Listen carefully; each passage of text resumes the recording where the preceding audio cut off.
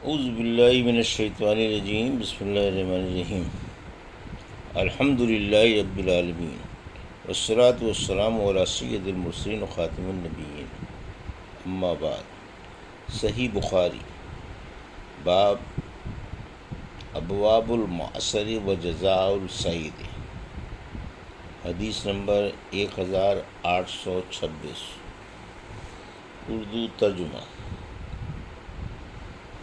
احرام والا کون کون سے جانور مار سکتا ہے؟ ہم سے عبداللہ بن یوسف نے بیان کیا، انہوں نے کہا کہ ہم کو امام مالک نے خبر دی،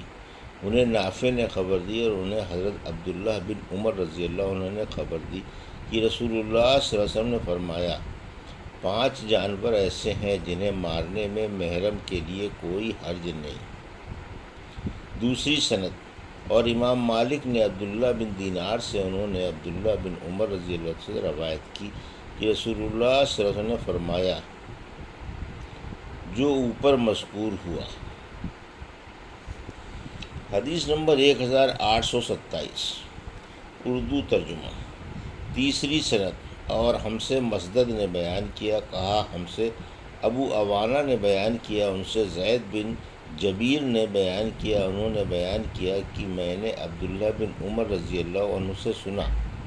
آپ نے فرمایا کہ مجھ سے نبی کریم صلی اللہ علیہ وسلم کی بعض بیویوں نے بیان کیا کہ نبی کریم صلی اللہ علیہ وسلم نے فرمایا، محرم 5 جانوروں کو مار سکتا ہے جن کا ذکر آگے آ رہا ہے۔ حدیث نمبر 1828، اردو ترجمہ۔ چوتھی سند، اور ہم سے اسبغ نے بیان کیا، انہوں نے کہا کہ مجھ سے عبداللہ بن وہب نے بیان کیا، انہوں نے کہا کہ ہم سے یونس نے، ان سے ابن شہاب نے اور ان سے سالم نے بیان کیا کہ حضرت عبداللہ بن عمر رضی اللہ عنہ نے بیان کیا اور ان سے حفصہ رضی اللہ عنہا نے بیان کیا تھا کہ رسول اللہ صلی اللہ علیہ وسلم نے فرمایا کہ 5 جانور ایسے ہیں جنہیں مارنے میں کوئی گناہ نہیں: کوا، چیل، چوہا، بچھو اور کاٹ کھانے والا کتا۔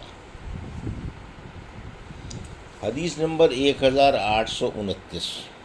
اردو ترجمہ۔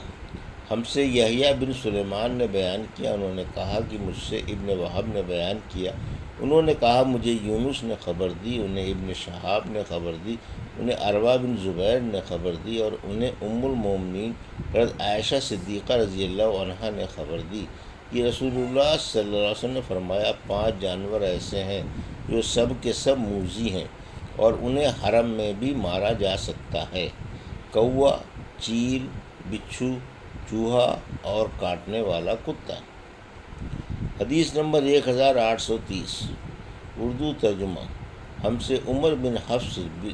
بن غیاث نے بیان کیا، کہا ہم سے میرے والد نے بیان کیا، ان سے اعمش نے بیان کیا، کہا کہ مجھ سے ابراہیم نے اسود سے بیان کیا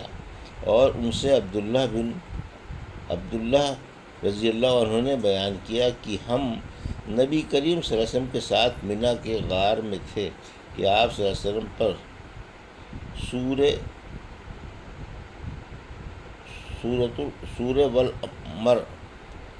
سورہ والمرسلات نازل ہونی شروع ہوئی، پھر آپ صلی اللہ علیہ وسلم اس کی تلاوت کرنے لگے اور میں آپ کی زبان سے اسے سیکھنے لگا۔ ابھی آپ صلی اللہ علیہ وسلم اس کی تلاوت کرنے لگے اور میں آپ کی زبان سے سیکھنے لگا۔ ابھی آپ صلی اللہ علیہ وسلم نے تلاوت ختم بھی نہیں کی تھی کہ ہم پر ایک سانپ گرا۔ نبی کریم صلی اللہ علیہ وسلم نے فرمایا کہ اسے مار ڈالو۔ چنانچہ ہم سب اس کی طرف لپکے، لیکن وہ بھاگ گیا۔ اس پر حضرت صلی اللہ علیہ وسلم نے فرمایا کہ جس طرح سے تم اس کے شر سے بچ گئے، وہ بھی تمہارے شر سے بچ کر چلا گیا۔ ابو عبداللہ امام بخاری رحمۃ اللہ علیہ نے کہا کہ اس حدیث سے میرا مقصد صرف یہ ہے کہ منی حرم میں داخل ہے اور صحابہ رضی اللہ عنہ نے حرم میں سانپ مارنے میں کوئی حرج نہیں سمجھا تھا۔ حدیث نمبر 1831، اردو ترجمہ۔ ہم سے اسماعیل بن ابی اویس نے بیان کیا، کہا مجھ سے امام مالک نے بیان کیا، ان سے ابن شہاب نے، ان سے عروہ بن زبیر نے، اور ان سے نبی کریم صلی اللہ علیہ وسلم کی زوج مطہرہ حضرت عائشہ صدیقہ رضی اللہ عنہا نے کہ رسول اللہ صلی اللہ علیہ وسلم نے چھپکلی کو موذی کہا تھا، لیکن میں نے آپ سے یہ نہیں سنا کہ آپ نے اسے مارنے کا بھی حکم دیا تھا۔ حدیث نمبر 1832 اردو ترجمہ۔ اس بیان میں کہ حرم شریف کے درخت نہ کاٹے جائیں، اور ابن عباس رضی اللہ عنہ نے نبی کریم صلی اللہ علیہ وسلم سے نقل کیا کہ حرم کے کانٹے نہ کاٹے جائیں۔ ہم سے قنیبہ بن سعید نے بیان کیا، کہا کہ ہم سے لیث بن سعید نے بیان کیا، ان سے سعید بن ابی سعید مقبری نے، ان سے ابو شریح ادوی رضی اللہ عنہ نے کہ جب عمرو بن سعید مکے پر لشکر کشی کر رہا تھا تو انہوں نے کہا کہ امیر اجازت دے تو میں ایک ایسی حدیث سناؤں جو رسول اللہ صلی اللہ علیہ وسلم نے فتح مکے کے دوسرے دن ارشاد فرمائی تھی۔ اس حدیث مبارک کو میرے ان کانوں نے سنا تھا اور میرے دل نے پوری طرح اسے یاد کر لیا تھا، اور جب آپ ارشاد فرما رہے تھے تو میری آنکھیں آپ کو دیکھ رہی تھیں۔ آپ صلی اللہ علیہ وسلم نے اللہ کی حمد کی اور اس کی ثنا بیان کی، پھر فرمایا کہ مکے کی حرمت اللہ نے قائم کی ہے، لوگوں نے انہیں اس لیے قائم کی ہے، لوگوں نے نہیں، اسی لیے کسی ایسے شخص کے لیے جو اللہ اور یوم آخرت پر ایمان رکھتا ہو یہ جائز اور حلال نہیں کہ یہاں خون بہائے اور کوئی یہاں کا ایک درخت بھی نہ کاٹے۔ لیکن اگر کوئی شخص رسول اللہ صلی اللہ علیہ وسلم کے